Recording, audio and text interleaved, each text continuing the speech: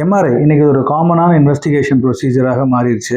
ஆனால் அந்த எம்ஆர்ஐ வந்து நிஜமாலே ரிசல்ட் கொடுக்குமா, அந்த டயக்னோசிஸ்க்கு அது எஃபிஷியண்ட்டாக இருக்குமான்னு பார்த்தீங்கன்னா கொஷின் மார்க். ஏன்னா ஒரு 70% ஆஃப் எம்ஆர்ஐ ரிப்போர்ட்ஸ் வந்து 100% கிளினிக்கலாக கோஆர்டினேட் இல்லை. அதாவது தப்புன்னு சொல்லலைங்க, கிளினிக்கலாக கோஆர்டினேட் ஆகாது. அதாவது கிளினிக்கலாக கோஆர்டினேட்னா ஒரு பேஷண்ட் வந்து பேக் பெயின் சொல்கிறாங்க, ஆனால் அது எம்ஆர்ஐ ரிசல்ட்டை பார்க்கும்போது அது ரெண்டுமே கனெக்ட் ஆகாமல் இருக்கும். ஸோ இந்த மாதிரி நிறைய விஷயங்கள் நடக்கிறது தான் இந்த எம்ஆர்ஐ ரிசல்ட்ஸ்.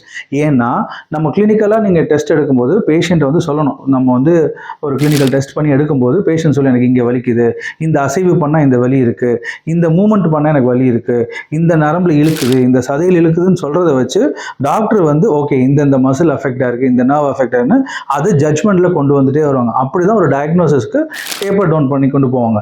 அப்படி கொண்டு போகும்போது அதில் டவுட் வரும்போது தான் இந்த எம்ஆர்ஐயோ இன்வெஸ்டிகேஷன் ப்ரொசீஜர்ஸ் வரும். அதில் ஃபஸ்ட்டு பார்த்தீங்கன்னா எக்ஸ்ரே தான் வரும். எக்ஸ்ரேல தெரிய வந்துடும். பட் சில நேரங்களில் சாஃப்ட் டிஷ்யூ இன்வால்வ்மெண்ட் ஜாஸ்தி இருந்தது அப்படின்னா நம்ம வந்து எம்ஆர்ஐ எடுக்க சொல்லுவாங்க. பட் நிறைய பேர் இப்போ என்ன பண்ணுறாங்க, எடுத்தோன்னே கொண்டு போய் எம்ஆர்ஐ கொடுத்துட்றாங்க, எம்ஆர்ஐ வச்சு ட்ரீட்மெண்ட் பண்ணுறாங்க. ஒரு எம்ஆர்ஐ இருக்கிற ரிசல்ட்டை வச்சு ட்ரீட்மெண்ட் பண்ணுறதோ டயக்னோசிஸ் பண்ணுறதோ 100% ட்ரூ கிடையாதுங்க. So MRI is not more important for a diagnostic procedure.